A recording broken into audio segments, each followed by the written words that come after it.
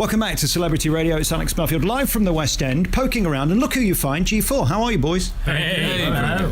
Well, I've just seen the launch of your new album, and I was very honoured to be sent a copy of it a while back, and it is tremendous. I don't think there's ever been a better album to celebrate your voices, really. Congratulations, Mike. Oh, well, thank you. I think it's a new chapter for us, really. We hadn't recorded an album quite like that for a long time, and we're a little bit older, a little bit wiser, and it's really utilising the skills and the journey that we're on, and really being able, what was the vocal drama I think we came up with earlier that sort of illustrates it, and it just really showcases what we can do as a group. You made me think, and you moved me, Jonathan, during your performance, because you came out and you said, I would do anything for love, but I won't do that. Now, what is that? Well, we were considering going in cahoots with Ann Summers and having one on one side and one on t'other. Really? But you wouldn't do that? Well, I'm just saying. There's some great songs in this. One of the songs I love, Ben, was Amigos para Siempre, which I think you stole the night with tonight.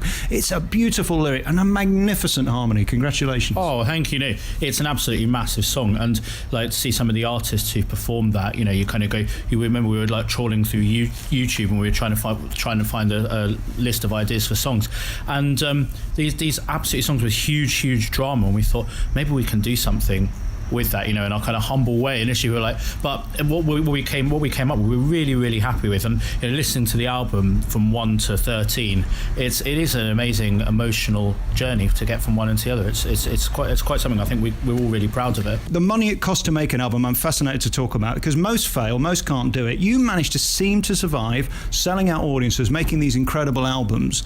We thought it was going to be one show, didn't we? It was meant to be a one-off thing, and that was what I was brought in under the pretense. It still rankles. Yeah. We didn't know you before G4, although you've done this all your lives. That's why you're so good and you can fit in so brilliantly with each other. For you to stand on a stage like that in the West End, or whether it be in Birmingham, Manchester, Nottingham, or any of these gigs you've done, is it thrilling, and do you still pinch yourself? Yeah, of course, you've got to. If you stop pinching yourself, then it's not worth doing, I think. We all spent years training as kids and teenagers and beyond to get to what we're doing today. We all went through the experience of doing awful gigs where nothing went right, and we all had those amazing moments which we just sort of didn't think would come, and they all help, you know, build you the person that you are today. And we've all, you know, there's 4 of us from 4 ridiculously different backgrounds, and we all draw those experiences in, and that helps sort of bond that group together. And also, of course, pinching yourself several times can be a good amuse-bouche to lovemaking. Wow, that's a real insight for you, isn't it? Gosh. Is that why you've been on your own? Mike, you seem to be the brains behind the business of all this. Is that right to say that? I mean, you're really fighting to make this a success, and it's working. I mean, congratulations to you on that. I'm sure you boys... I mean, you're very lazy, aren't you, Ben? You admit that. Incredibly lazy. I'm hoping to be wheeled around the London Marathon in April. So, yeah, exactly. Nothing extracurricular here. Did you just imply you're doing a marathon? I'm doing my 11th marathon in April. Now, I don't wish to be rude, because I'm a deeply unattractive man. I've made this perfectly clear, but you don't look like a man that does marathons. I know, that's the funny bit. Eat marathons, but... I can eat marathons. Actually, they're horrible. They're horrible, though. Have you ever had a Snickers? If you're eating a marathon, it's very out of date. Yeah. Have you ever had a Snickers? Well, I have, but you see, full of nuts. You want to avoid that. Oh, gosh, yeah, especially it hurts the back of your throat. But no, like, I know. I love Oche. Yeah, exactly. But I know, it's an amazing thing to do, and I think the reason I only started doing it is basically because we were watching the Great North Run one day, and I said, I'd like to do that one day, and John laughed at me. So since then, I thought it was a good idea. And you can be very cutting and mean, can't you, sometimes? I can. Look, the reality was we were sat there, a few cans of beer in, and Ben's going, I fancy doing the London Marathon. I'm just like, what? Like, what on earth would possess you to run 26.2 miles? And the 0.2 counts. That's the Point 2 is the hardest. That's the bit you get to 26 miles and there's 300 metres left around the corner. You're like, you just don't think you can do 300 I think my major concern will be the 26 miles, not the 0.2, if I'm being honest. But that's what I'm saying. It's the 0.2 that I reckon is the hardest. Wow. Yeah. So what regime, as you sit here eating cookies, what regime are you on to think that you're going to get round this cookies? mainly. Right. Cookie's hope and experience of knowing that whatever happens, I've never not got round one yet. It's just varying degrees of capability. But I've been out there running and like doing stuff and like doing my training, and I always get to the start line knowing that I'm going to get around, and that's the main thing, because you see so many people. You have to have respect for the distance. It's the same thing with singing. You have to have respect for the journey and have respect for the song and all these things. And it's the same running a marathon. You'd have to turn up at the start line knowing that you're capable of getting to the end. Because this is remarkable. I mean, it gives us all hope, doesn't it? It does. anyone can run a marathon. I think I'm literally living testament to the fact that anyone can run a marathon if they really the want London to. Marathon you're doing. It's London, yeah. My friend's doing the Antarctic one, so. Well, at least you don't get hot and sweaty. That sounds really easy. What are you doing? So under this, I mean, you're basically 18 stone of muscle, aren't you, is what you're telling us? Absolutely stacked, yeah. It's remarkable. Yeah, And oysters. Yeah, I just need 5 further packs to get to my 6, and then I'll be right with you. Well, I'm amazed. You see, you leave me speechless every time. And then Credit, we have to say though, huge credit to Ben. 11 marathons, it's amazing. I'm sorry I laughed at you, but I'm glad that gave you the motivation. And seriously, we love cheering him on. I'm very, very proud of him. we can't laugh at you anymore. I don't like this. Maybe fail the next one. Just for you. Yes, just So for would you entertainment's purposes. Well, I think if a hugely attractive woman turns up and says, fail the marathon for me, I might consider it. Okay. Well, that could be one of the next titles of your new Love album, couldn't it? I'd do anything for running a marathon, or not running a marathon, but I won't do that. There you go. I think his new fiancée, Helen, might have something to say about that. So Congratulations. This is She is a hugely attractive woman. She is a hugely attractive woman. This is the second most amazing thing we've learnt today. You've actually found a lady that finds you attractive. It gives us hope again, doesn't it, Mike? It does. It's inspiring. It's hope for the common man. We're going to talk about the new album, which is out now. You can get online and you can pre-book your tickets for the tour, which is happening this summer and, of course, in the autumn, which is remarkable. First, a few things we need to talk about. You've been in the press recently, Jonathan, and I said online, I think you're a hero and a champion of show business. You were shafted by some scumbag that decided not to pay you. I'm currently owed thousands of pounds by people. It seems like it's okay now for talent to be paid less and last. It's unfair. You're always at the bottom of the pile, and if a producer hasn't got it left, he just goes, oh, it's fine. And that's not right. And it's so difficult. This industry is so overpopulated. People struggle to get auditions, let alone get the role. They then negotiate their terms, and then they go on the road and they give their talent, their amazing hours and hours of training, and then their time away from loved ones and friends and family doing a show. And although we absolutely love what we do, it really is not just about the love of it. You still have to pay your bills at the end of the month, and it's so unfair that it puts people in incredible financial hardship when a producer just revokes the fee at the end and goes, sorry, I'm going to bust the company.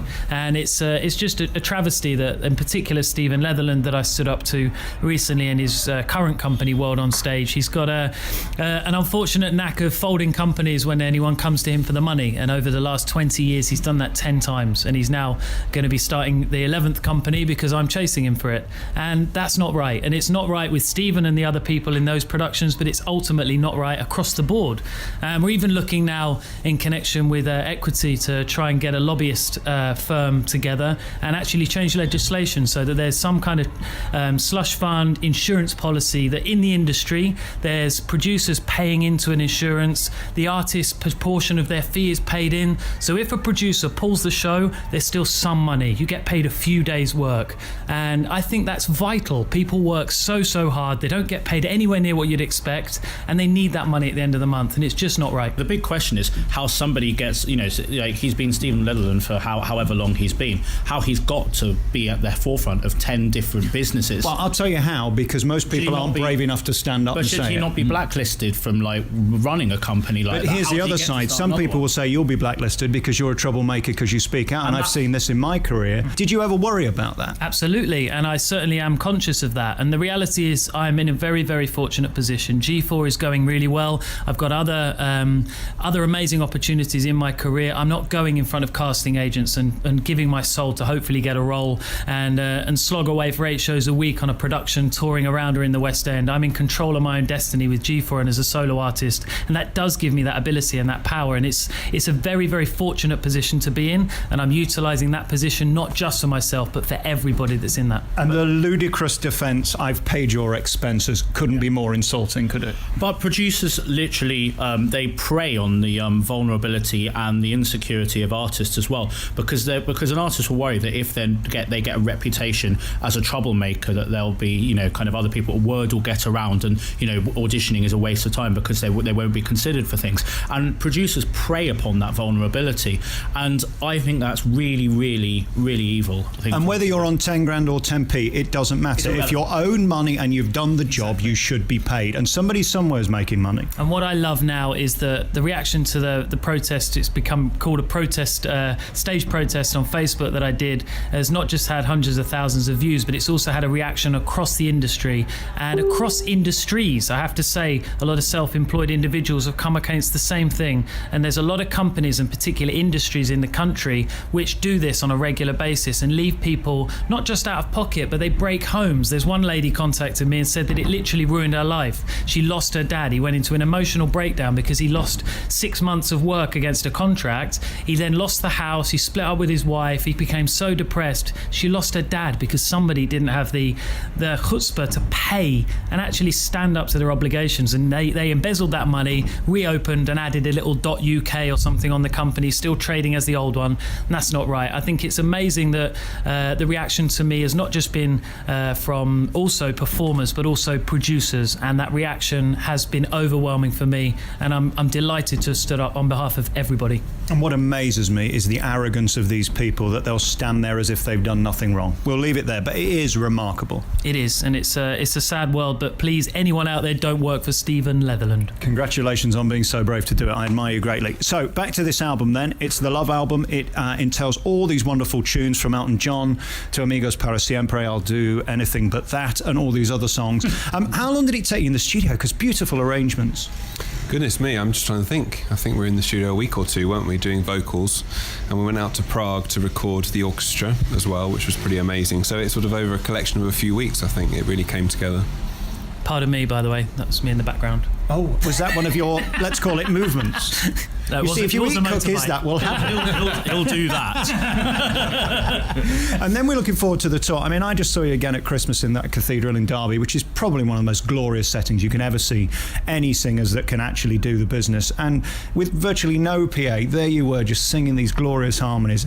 Is it still as magical for you today as it was when you started? Because let's face it, you've been doing it a long time and having to churn out these songs so perfectly night after night. I think that's the thing, is to continually find that hunger and that energy and that drive to carry on and make something special. And you have to remember that in an audience, there's always going to be somebody for whom that's the first time that they've experienced listening to us, and very often the first time that they've experienced listening to music live.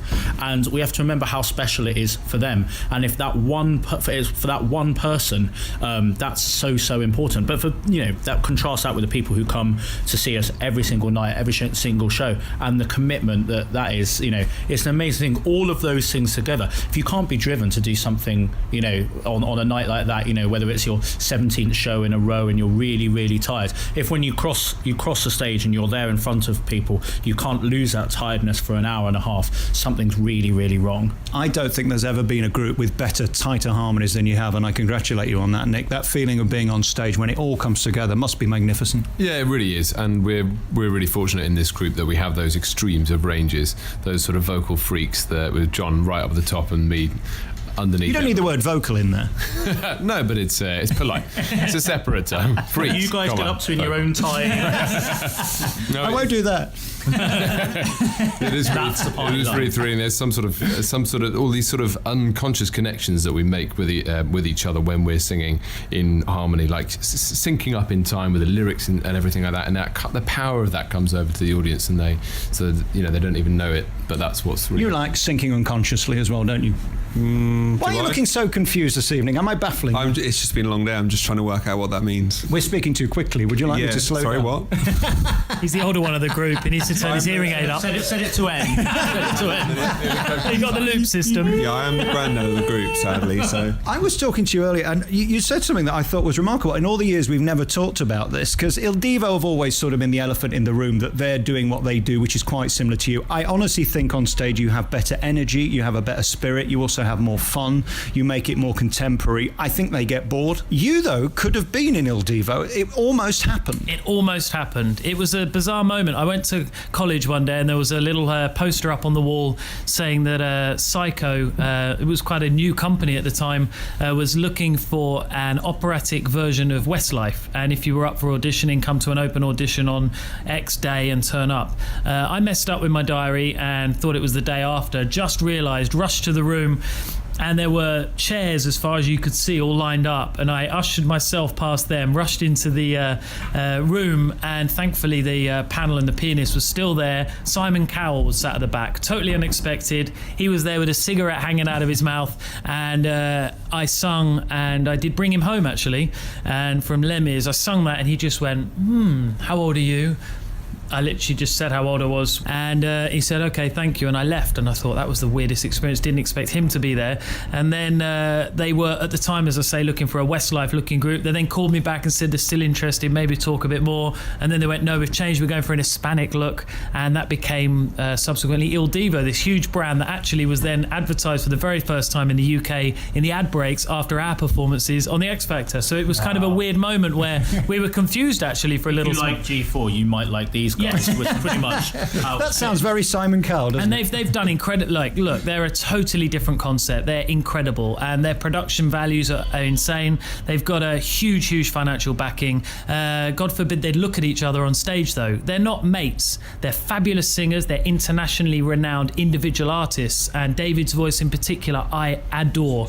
Carlos's power when he kicks in, amazing. And as a group, they are so powerful. But they're not a group in the same way that we are, and having the fun, as you say, the interaction and that enjoyment that we get. They absolutely flirt with the audience and they have that connection, but they don't seem to have that natural bond. And I do think they're incredible. I've seen them a few times and I think they're a wonderful product. But I think that we've got something more real. I think that's what people have connected to, in particular in the UK. You meant better, not real. No, real. We're real. Look, I don't think we're better or worse. I think that they have got huge investment behind. I think if Simon Cowell got behind us maybe and put all of those amazing grand things, maybe there could be obviously a more expansive production and stuff behind us. We're quite I guess bijou in the way that we create what we do, but it connects and we spend the time with the audience. We stand at the end of a show and we sign everybody's autographs that are in the queue, and we have that connection. We don't rush off and disappear and then jet home to our own individual country. I mean, now we live in different parts of the UK individually, but we're together a lot, and I think that that's really important as the bond. You can't buy chemistry and you can't buy talent, and you've got both. Congratulations, boys. The new album is available now. Put G4 into Amazon. It'll come up right at the top. And the tour kicks off later in the spring. What date? 1st of March in Cheltenham. It's going to be great. And then you're back again in the autumn, which is remarkable. And then Christmas. I'll see you in Nottingham. Thank you for booking that in. I can't afford any more petrol going to Derby because it's another 14, 15-minute drive. Do you know what I mean, Mike? I appreciate that. It's a long way, yeah. Can I still have free tickets? Maybe. I'm owed a lot of money from an agent. So. If you come to Derby, you can have a free ticket. Boys, thank you so much. Great to talk to you. The new album's out now. I shall see you in March. Thank you. Perfect. Thank Thanks, you. mate. Cheers.